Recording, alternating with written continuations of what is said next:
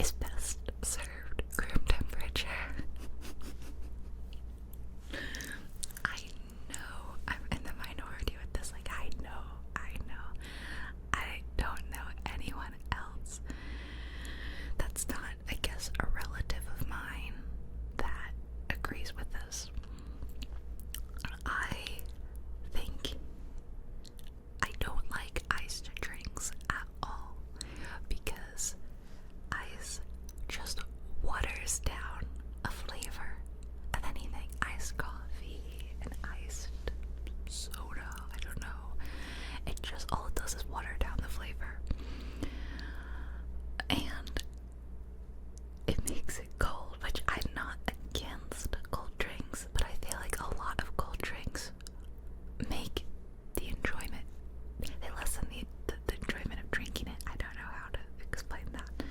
And it's not even that I have like sensitive teeth or anything. I don't.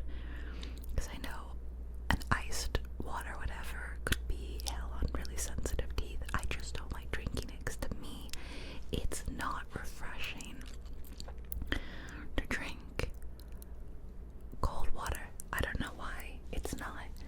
And room temperature water, I'm able to drink more of it because it's not so assaulting to my senses or whatever. So when I'm really parched, I think room temperature water is way better because I can drink more of it. So I know this is unpopular. Every single person like I've ever met puts ice in their water. It's just me. Or maybe not. Maybe not. Please. If there are any of you out there, please, room temperature water people, please, I need you to defend me. I know, I can't. So yeah, told you that was gonna be controversial. I'm just a room temperature water person, and everywhere I go, any restaurant I go to, I always ask for water without ice, and it's like a 50-50 if they put ice in it anyway. Sometimes they just do, and I just end up with ice water, and I just don't like it as much. Yeah.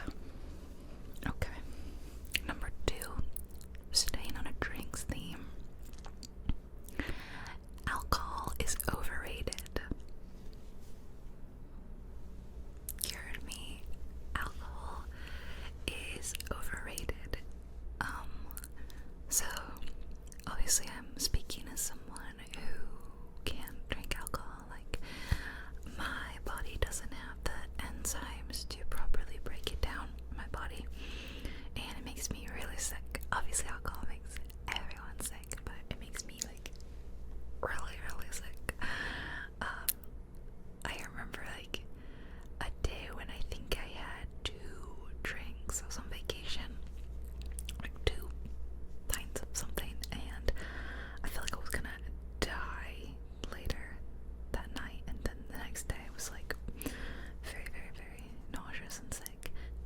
But before I really reached that conclusion, I was drinking some, and I just never felt like it was that great. Like, I just never really got used to the taste. It doesn't taste good.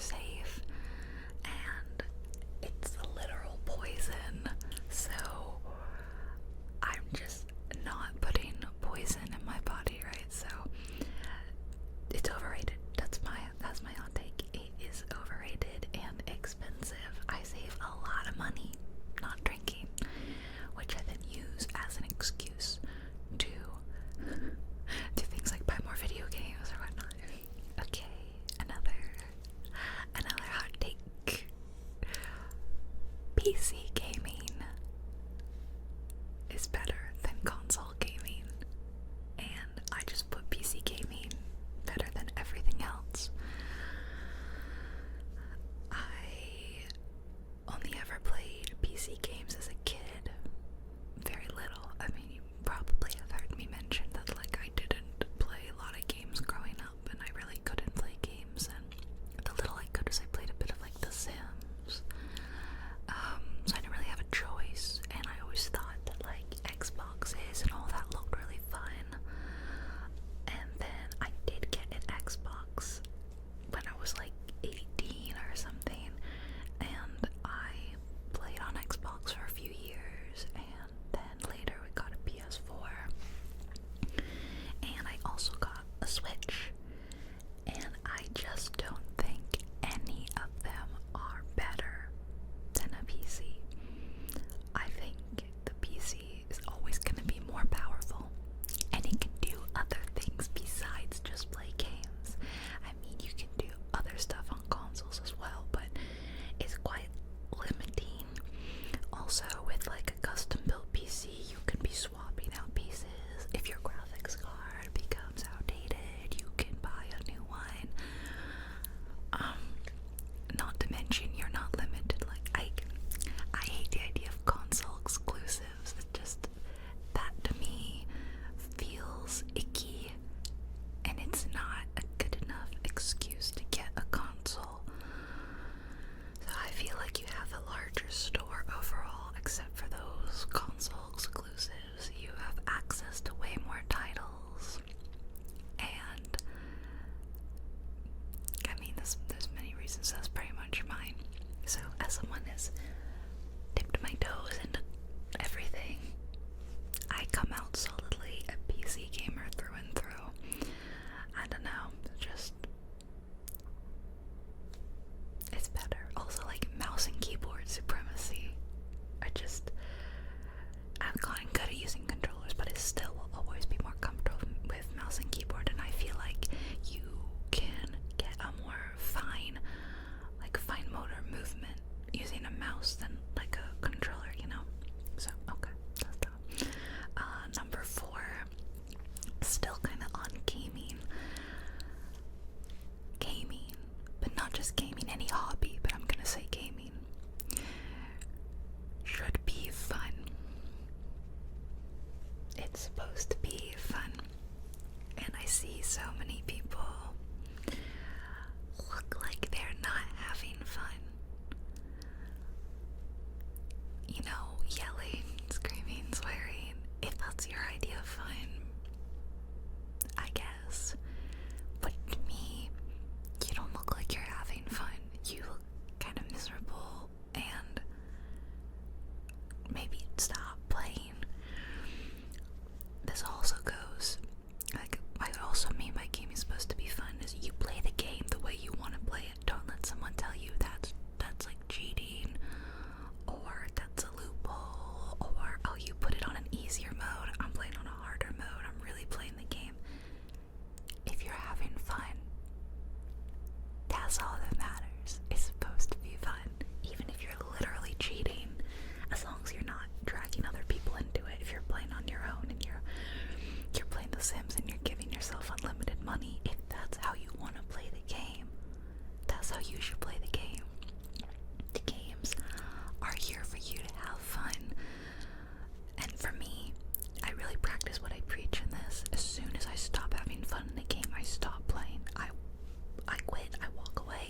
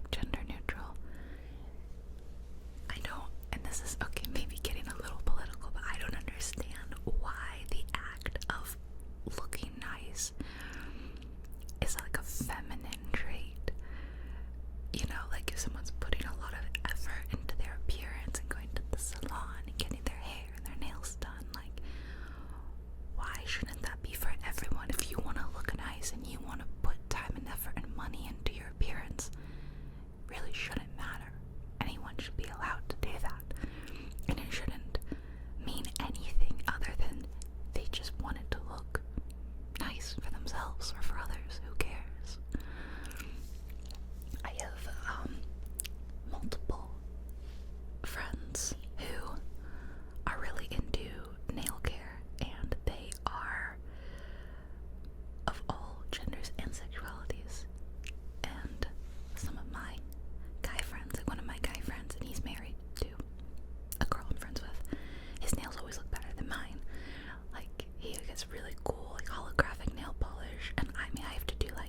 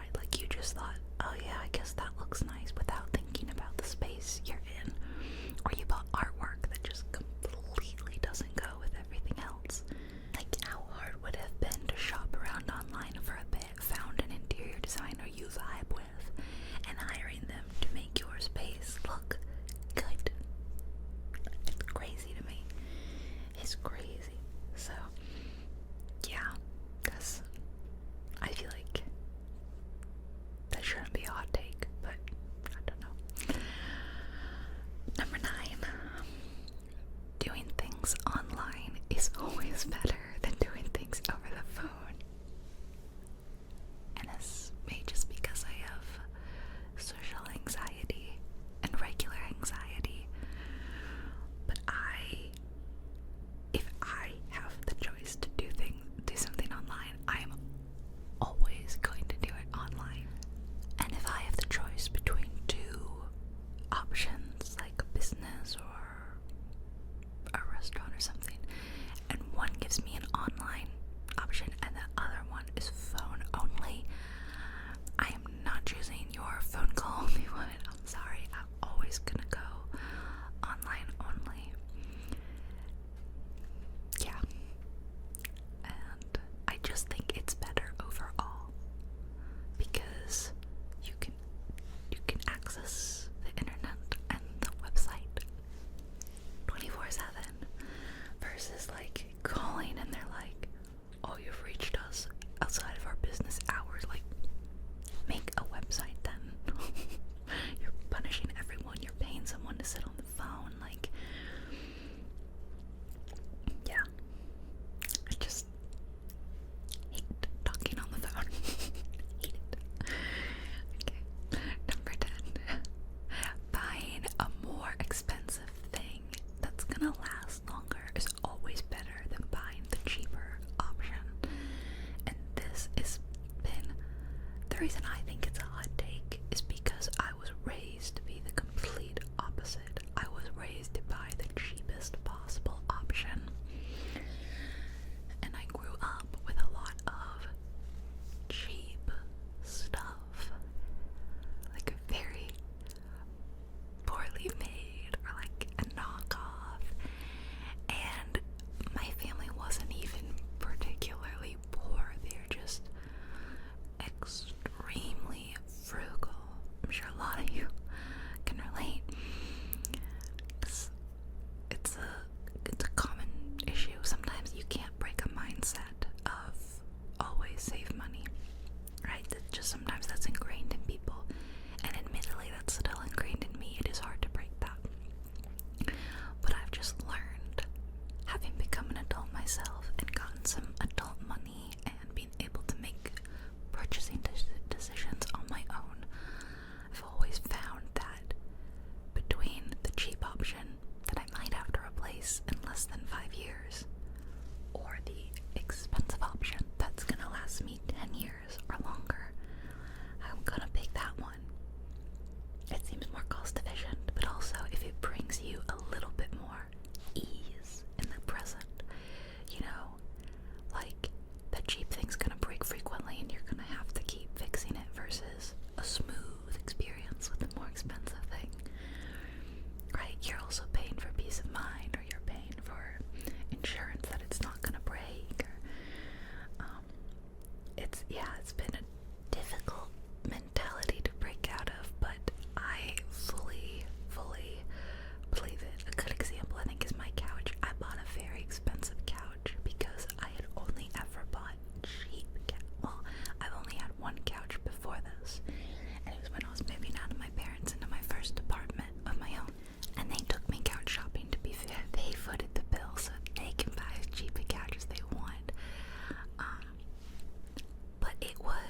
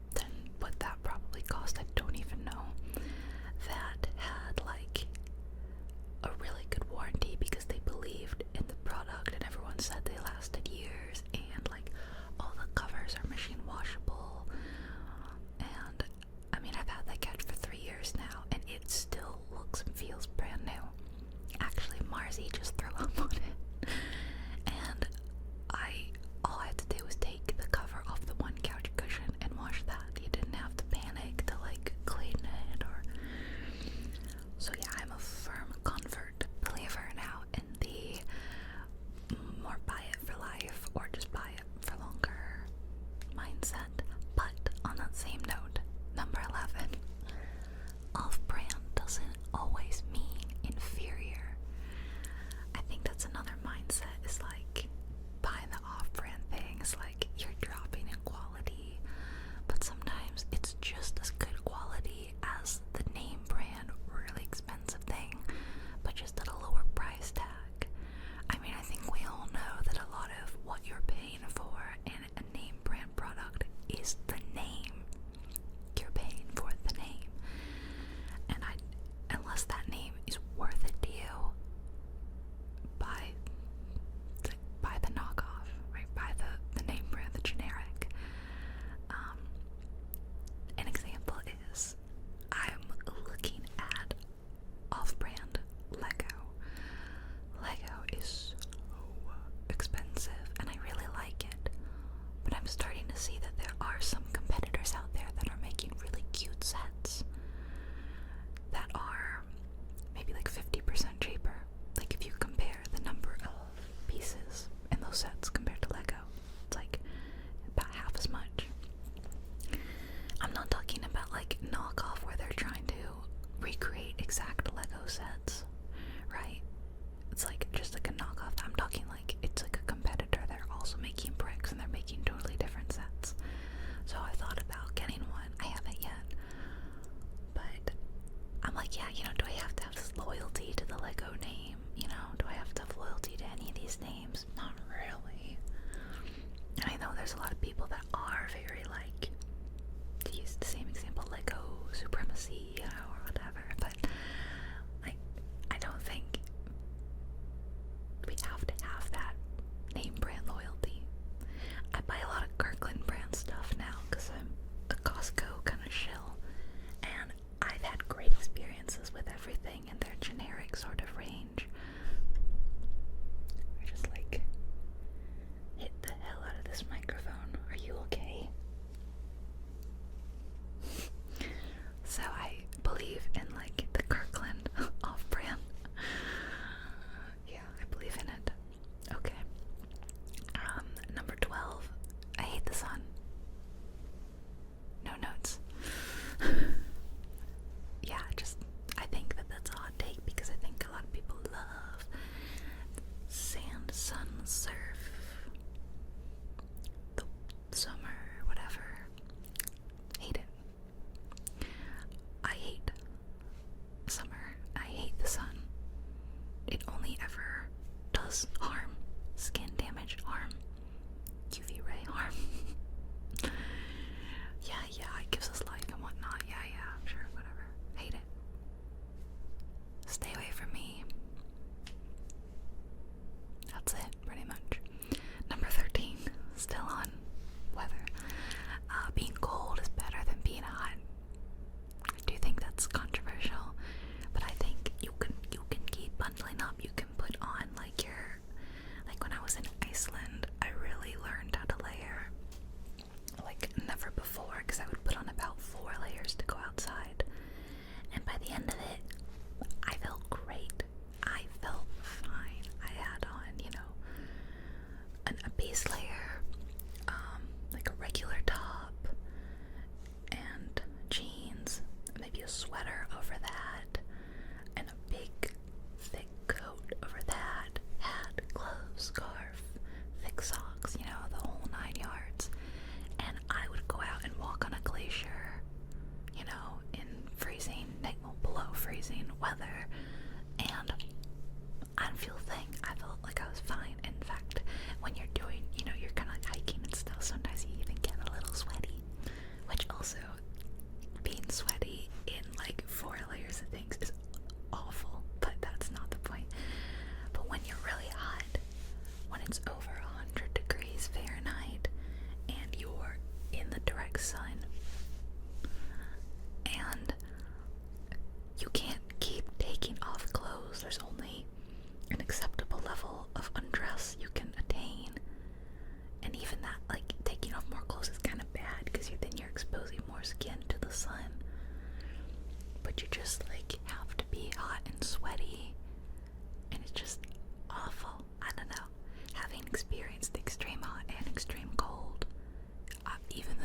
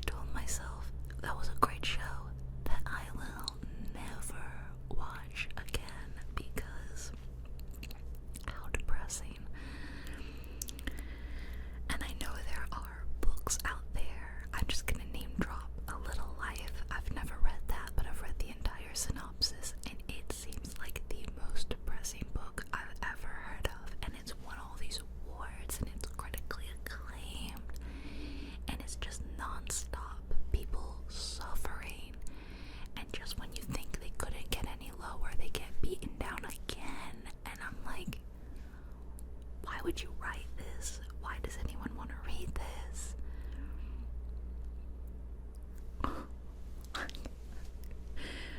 If someone could explain that to me, I don't know. I also I just hate, I hate learning about real life atrocities like Chernobyl, because this is some of the worst humanity has to offer. I don't want to dwell on how messed up the species is. I want to focus on the positives of our species. What are the good things happening in the world? Give me hope for tomorrow. Give me hope for a new generation. I'm an optimist kind of person. So I literally never understand reading depressing tales that just weigh your soul down or make you cry. If it's like a melancholic tale, that's more acceptable. But if I'm already feeling sad, I don't want to watch it. So that, I think, is really controversial, because clearly stuff like that, that's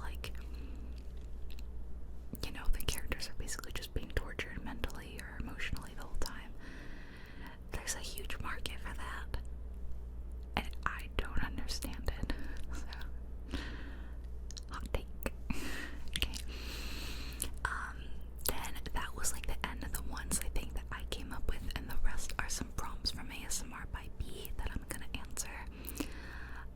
A food that I think is overrated. Here I go.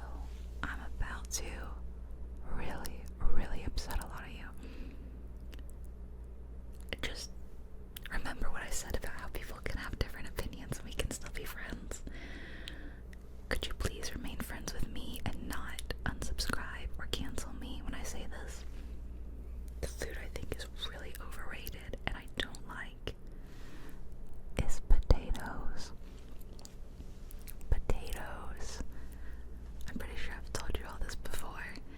If I were doing F, Marry, Kill, rice bread pasta is usually, okay, let's say rice, potatoes, pasta, it's kill potatoes or kill bread too, even though I like bread, but I don't like potatoes. French fries, mashed potatoes, hash browns. I'll eat it if it's on my plate, but I'm never going out of my way to get a potato-based anything, I think.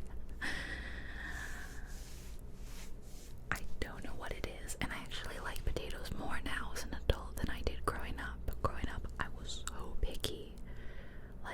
My parents, or my mom, who mainly cooked, could not get me to eat mashed potatoes or french fries or anything, ever. I don't know what it is. I just don't like it. And I love starches. I love pasta. I'm a pasta fiend. But I hate potatoes. So, here, and you might be questioning, gnocchi. That's acceptable. But it's at the bottom tier of pasta. Okay, so potatoes. Don't cancel me. A bookish opinion I have that's controversial is hardcovers, while more awkward to read, I think, and I always have to take a dust cover off because it's slipping and sliding. Hardcovers are better for keeping your books looking good because, like I said, they're harder to read, but they don't look as broken in once you've read them, versus a paperback.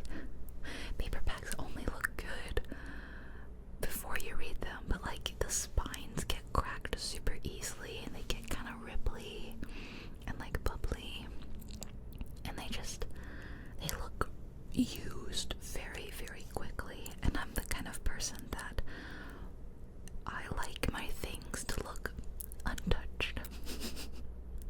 I want them to look like I never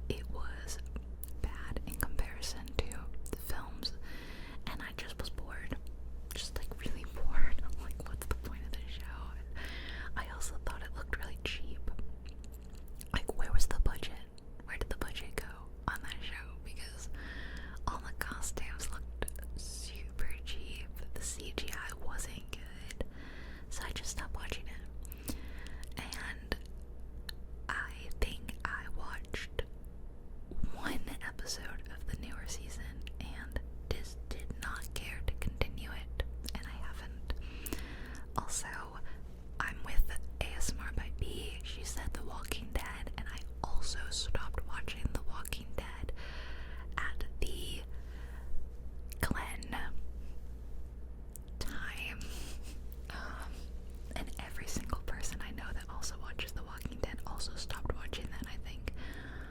Couldn't get past it, didn't like it, it got too dark, and granted it's a show about the world and an apocalypse, so it's gonna be dark, but it was too dark, and it kind of goes back to my upsetting, depressing things. Like, it felt like it was just depressing for the sake of being depressing, and I'm like, it used to be a fun show about people surviving zombies, which is not inherently, that doesn't have to be depressing in and of itself.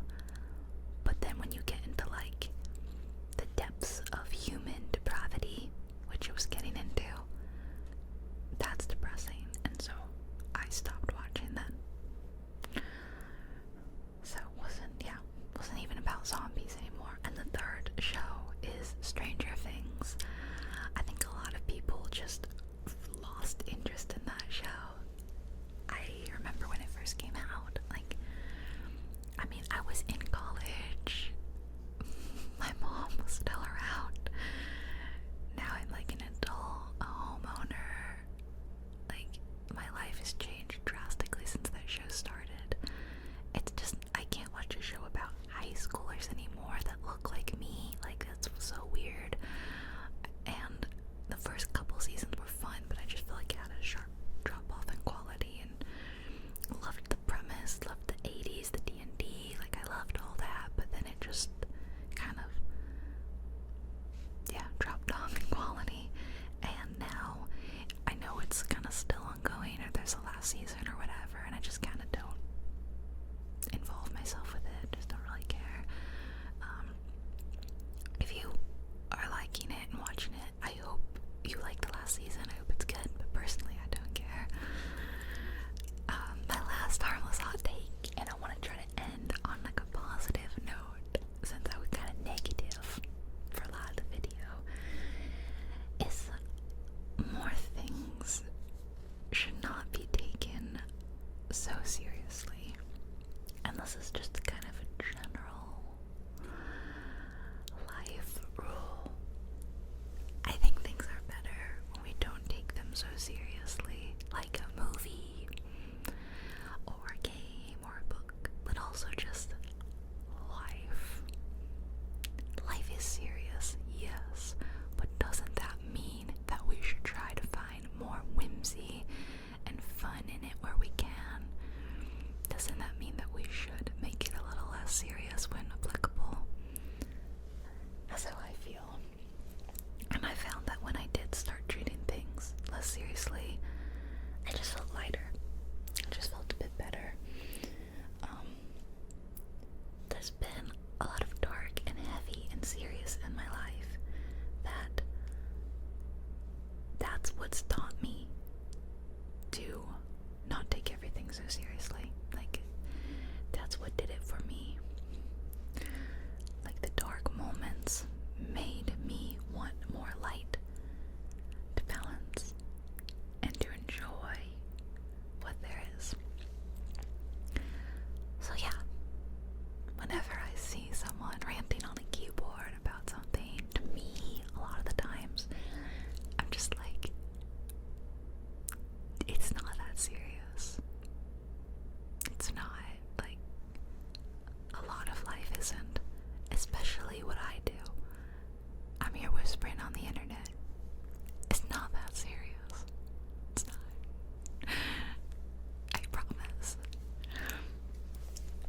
I think we could all benefit a little more from just not taking life so seriously. I think it's good for your mental health and your soul as well to like let things roll off your back a little bit more. Because like I said, there is so much to be serious about. But don't let that mind frame clog up the other parts of your life that could be more enjoyable.